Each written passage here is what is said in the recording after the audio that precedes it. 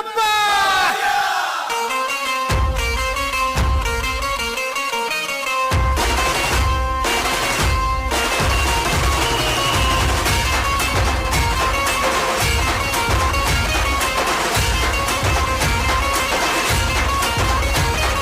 पायल नमन करुणी वंदन इडा मांडून इडा देवाला इडा गावाला इडा पाटलाला इडा मंडळीला आम्ही सांगतो नमन तुम्ही ऐका हो गुणीजन.